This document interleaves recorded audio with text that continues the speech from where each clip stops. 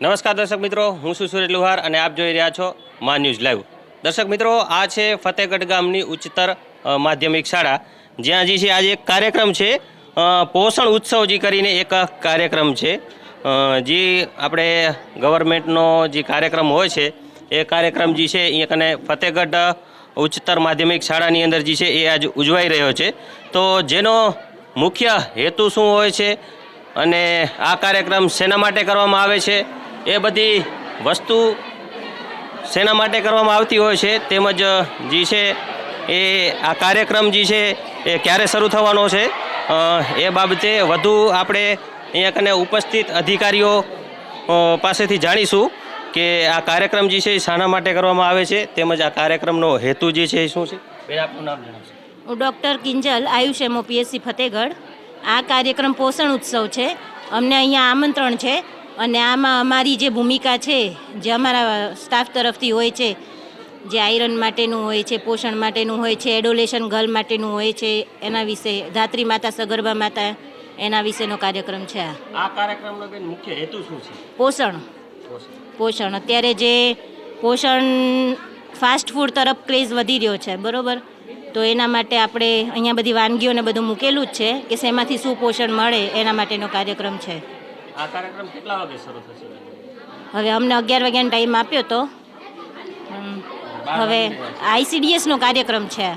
Okay, તો આ late શાના કારણે થઈ રહ્યો છે? એ હા, અમે તો આમંત્રિત મહેમાન છીએ ને। ઓકે, અહીંયા કને આપ કેટલા વાગે આવે છો? 10:30 10:30 આવે છે। હા। તો દર્શક મિત્રો, આપણે અન્ય લોકોને પણ પૂછીશું। ભીમજીભાઈ, આ કાર્યક્રમમાં આમંત્રણથી આવ્યા છે। ઓકે, આ કાર્યક્રમનો મુખ્ય હેતુ શું હોય છે? આ કાર્યક્રમનો હેતુ પોષણ સપ્તાહ એટલે કે પોષણની જે પોષણ આરોગ્ય ને નાના બાળકોને પોષણનું મહત્ત્વ સમજાય કે પોષણની વાનગી હરીફાઈ છે। આ લોકોએ હરીફાઈની અંદરથી જે નવી નવી વેરાયટીઓ બને છે આપણા ધન ધાન્યમાંથી, એની દરેક હરીફાઈ છે, તો આપણને જે પોષક તત્વો મળે છે એ પૂરતા પ્રમાણમાં મળી રહે, એ જ બાબત।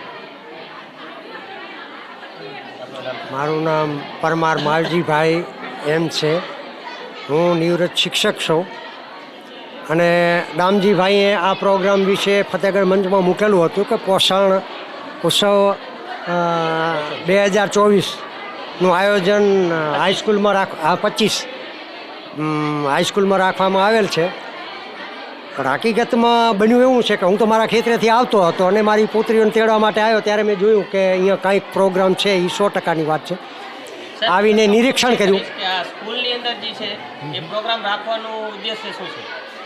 એટલે એ તો હવે જે ઉદ્દેશ્ય છે એ ભાઈએ બેને જણાવ્યું કે પોષણયુક્ત આહાર કે જે આંગણવાડીઓ ચલાવવામાં આવી રહી છે, ત્યાં કઈ જાતનો ખોરાક આપવામાં આવે છે, કયા વિટામિનની ઉણપ હોય છે, અને સરકાર દ્વારા ચલાવવામાં આવતું જે આંગણવાડી કોષ્ટક જે છે એની અંદર પૂરેપૂરો સગવડથી જે નિયમ પ્રમાણે નિયુક્ત કરેલ વાનગીઓ આપવામાં આવે છે કે નહીં, અને આવે છે તો કેટલી વાનગીઓ આપવામાં આવે છે।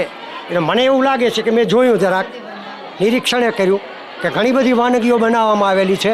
એની અંદર હું આગળ અમુક આંગણવાડીઓમાં ગયો તો એની અંદર જોયેલી છે કે ઘણી બધી વાનગીઓ એમાં આપવામાં આવે છે અને અમુક નથી આપવામાં આવતી।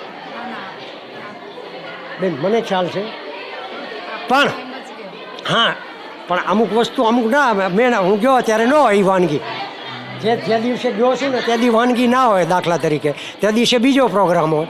એટલે જે ખોરાકયુક્ત પોષણયુક્ત ખોરાક છે એના માટેનો આ પ્રોગ્રામ હોય અને આયોજન કરવામાં આવેલ છે, તે બદલ સર્વ સ્ટાફને, આરોગ્ય ખાતાને, શિક્ષક સ્ટાફને, આંગણવાડીના સ્ટાફને આપણે એમને ધન્યવાદ આપીએ અને આ રીતે કાર્યક્રમ કરતા રહે ને પોષકયુક્ત આહાર આપતા રહે એવી આશા છે। મારા શબ્દો વિરમું। તો દર્શક મિત્રો, આપણે અહીં કને આમ આ લોકોને જે છે પૂછીએ છીએ સવાલ, પરંતુ પરફેક્ટ હજી મને એવું લાગી રહ્યું છે કે આપણા સવાલનો હજી જવાબ નથી મળ્યો. આપણી સાથે ભાવેશભાઈ પણ છે. ભાવેશભાઈ, આજે જે આ કાર્યક્રમ શાળામાં રાખ્યો છે પોષણનો, એ શાળામાં રાખવા માટેનો ઉદ્દેશ્ય શું છે? આમાં આજની તારીખમાં તમે આજના યુગની અંદર તમે જાણો છો કે કઈ રીતનો ખોરાક આપણો થઈ ગયો છે, જેથી કરીને હેલ્થને લઈને ઇફેક્ટ કરતો હોય. એટલે આ કુપોષણ છે ને કે જે બાળપણથી નાના સ્કૂલની અંદર રાખવાનું કારણ એક જ હોય કે નાનપણથી જો એ શીખે કે જે વસ્તુ સારી છે સારા સારની ખબર પડે, જેથી કરીને હેલ્થ માટે હેલ્થી રહે, એ જ અમારો ઉપદેશ છે.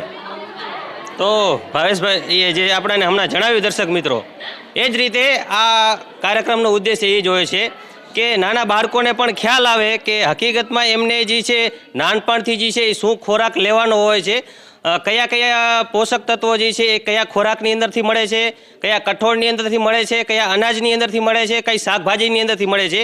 આ જે છે એ મુખ્ય હેતુ હોય છે આનો. તો આપણે અત્યારે અહીંયા કને જે જોયું એ કાર્યક્રમ જે છે હજી શરૂ થવાને સમય છે, માટે આપણે જે છે આગળ પણ જવાનું છે. એટલા માટે આપણે અહીંયા કને વધારે નહીં રોકાઈએ, પણ આ કાર્યક્રમનો હેતુ એ છે કે નાના બાળકોને જે છે શરૂઆતથી ખ્યાલ આવે કે કઈ વાનગી ખાવાથી એની અંદરથી આપણને કયા વિટામિન અને કયા પોષક તત્વો મળે છે.